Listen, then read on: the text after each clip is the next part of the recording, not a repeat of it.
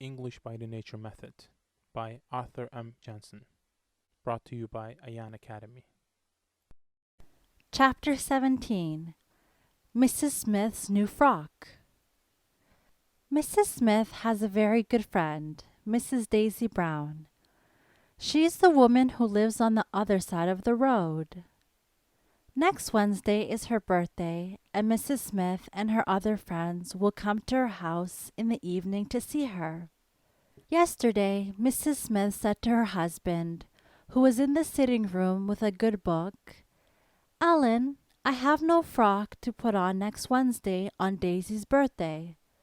I must have a new one." "What, have you no frock?" "You have a green silk frock, a brown one, and one with little flowers. You have 3 good frocks." "No, the green frock is the one which I had on last year on her birthday, and the others are not good enough." "Well, if you must have a new frock, you must. Here is 12 pounds to buy a new frock. Is that enough money?" "Oh yes, I can buy a very good frock for 12 pounds. I know a little shop which has very good things, and they are not very dear. I shall go now so that I can be back in time for dinner." "In the shop." "What can I do for you, ma'am?" "I want to look at some evening frocks which are not too dear." "For yourself, ma'am?" "Yes, for myself." "We have some new silk frocks from Paris, the newest frocks we have got." "Yes, let me look at them." "Can I try them on?"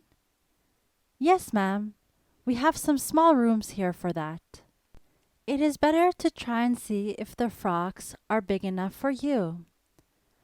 "This frock is very beautiful. The blue color goes very well with Madame's beautiful blue eyes."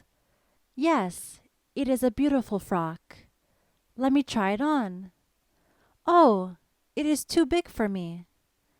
The woman in the shop. "Will you try on this frock, please, madam?" Mrs. Smith. "No, I do not like this one so well. Can you not make the blue frock smaller? I must have it next Tuesday." "Can it be ready then?" "Yes, we shall have it ready." "Shall we send it to you, madam?"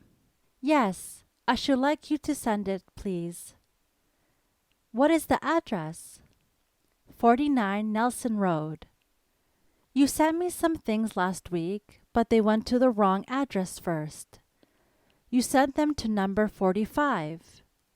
Have you the right address now?" "Yes, madam, number 49. Yes, that is the right number." "Oh, how much does the frock cost?" £10, 10 shillings, madam." "Do you want to look at some silk stockings?" "We have some new colors that would go very well with the blue frock." "These stockings are very good. What is the price?" "The price is 14 shillings and 11 pence." "I shall take only one pair because I want to buy a new petticoat too, and I have only 12 pounds with me." "Have you petticoats in the same blue color as the frock and at not too high a price?" "We have some petticoats at a very low price, but they are the wrong blue color. If you want the same color, the price is a little higher, but they are not very dear. This one without lace costs 10 shillings and 11 pence, and the same petticoat with lace costs 13 shillings and 11 pence. It is just the right color for your frock." "What beautiful lace! I shall take that one. I have just enough money to buy it." "Oh, just one thing more. I should like to have a small lace collar for my old frock, but I have no more money with me. Will you send me a bill for the collar with the frock when you send it?" "Thank you, that is very kind of you." "Oh, that is nothing, madam. We are glad to do that for you." Back at home. Hello, Alan. Here I am again. Hello, Patricia.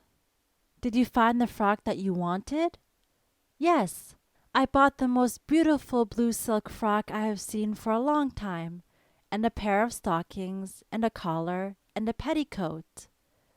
Did you buy all that? Well, I should have known that I would get no money back. Alan, I did not have enough money, but the woman who has the shop said she would send a bill with the frock. That was very kind of her, was it not? Not enough money? How big is the bill? Only 4 shillings and 11 pence. Well, I am glad it is no more. When will dinner be ready? In half an hour. Fine. Oh, Patricia, will you be so kind as to give me that book? Thank you. Patricia? Yes, Alan? How many people will you be at Daisy's house on her birthday? I do not know how many we shall be this year. Last year we were 10. All women? Yes. We girls like to be together sometimes without our husbands. Oh, so I do not have to go too? Fine. Then I could take the children out with me and have dinner in town that day. That is, not the baby. We could ask one of your aunts if she would be so kind as to come and look after her. Yes, we could ask Aunt Jane. She is always very kind. The baby likes her, and she looked after Helen and John many times when they were younger. So she knows where things are in the house, and how to give the baby her food, and what to do when the baby is wet, and everything. As you have seen in some of the last chapters, some of the verbs do not take an S in the present tense. The time of a verb we call its tense. The time now we call the present tense. Most of the verbs take an S in the present tense when the verb says that one thing or one person does something. We say, he goes, she says. But some verbs do not take this S. We say, he can, she will, he must, he shall, without the S. Another thing, too, is not the same in these verbs as in other verbs. We say, he goes, he went, he has gone, she plays, she played, she has played. But with the verbs can, will, must, shall, we must put other words after has and have. We say, I can swim, or I am able to swim. I could swim, or I was able to swim, but only I have been able to swim for many years. He must go, or he has to go. He must go, or he had to go, but only he has had to go. He shall do it, or he has to do it. He should do it, or he had to do it, but only he has had to do it.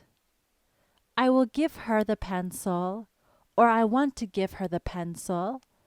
I would give her the pencil, or I wanted to give her the pencil, but only I have wanted to give her the pencil.